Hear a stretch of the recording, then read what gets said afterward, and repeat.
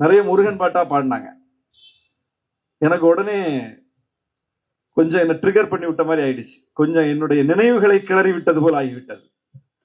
அற்புதமாகிய அருட்பெரும் சுடரே, அற்புதமாகிய அருட்பெரும் சுடரே, அருமறை தேடிடும் அருமறை தேடிடும் கருணையன் கடலே, நிற்பதும் நடப்பதும் நின் செயலாலே, நினைப்பதும் நிகழ்வதும் நின் செயலாலே, கற்பதெல்லாம் உந்தன் கனிமொழியாலே, கற்பதெல்லாம் உந்தன் கனிமொழியாலே, காண்பதெல்லாம் உந்தன் கண் விழியாலே, காண்பதெல்லாம் உந்தன்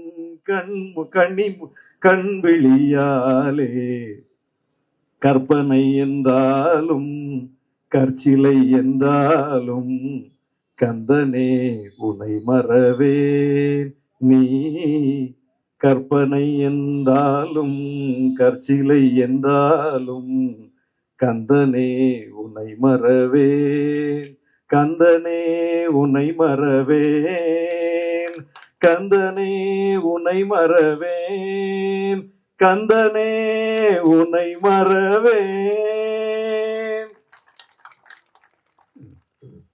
பிளான் பண்ணிட்டு வந்தா பாட முடியாது. இவங்க இன்னைக்கு பாடுவாங்கன்னு எனக்கு தெரியாது. முருகன் பாட்டை பாடுவாங்கன்னு எனக்கு தெரியாது. என்கிட்ட கையில போனும் இல்லை. என் உதவியாளர்கிட்ட தான் போன் இருக்கு.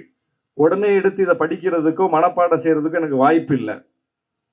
என் நினைவிலிருந்து நான் பாடுகிறேன்.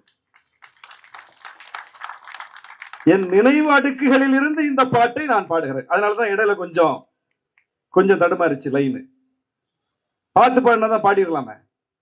என் நினைவிலிருந்து நான் பாடுகிறேன். என் நினைவுக்குள்ள எப்படி முருகன் வந்தார், என் நினைவுக்குள் எப்படி டிஎம்எஸ் மிகச் சிறப்பாக பாடிய கற்பனை என்றாலும் கற்சிலை என்றாலும் கந்தனை உனை மறவேன் என்கிற பாட்டு என் நினைவில் எப்படி ஏறியது. நான் சைவ மதத்தை பின்பற்றக்கூடியவனா, இந்து மதத்தை சார்ந்தவனா? நான் இஸ்லாமிய சமூகத்தில் பிறந்து இஸ்லாமிய சமூகத்தை சார்ந்தவன். எனக்குள் எப்படி இந்த பாட்டு வந்தது? ஏன்னா நான் இளம் வயதில் காலையிலேயே திருக்கோயில்களில் என் ஊரை சுற்றி என் வீட்டை சுற்றி இருக்கக்கூடிய கோயில்களில் போடப்படுகிற பாடல்களை கேட்டு கேட்டுத்தான் விழித்தேன், எழுந்தேன், வளர்ந்தேன். பக்கத்தில் இருக்கக்கூடிய தேவாலயத்தில் போடப்படுகிற பாடல்களை கேட்டுத்தான் விழித்தேன், எழுந்தேன், வளர்ந்தேன். இசைமுரசு நாகூர் அனிபா அவர்களுடைய பாடல்களை கேட்டுத்தான் விழித்தேன், எழுந்தேன், வளர்ந்தேன். எல்லாம் உள்ளுக்குள் இருக்கிறது.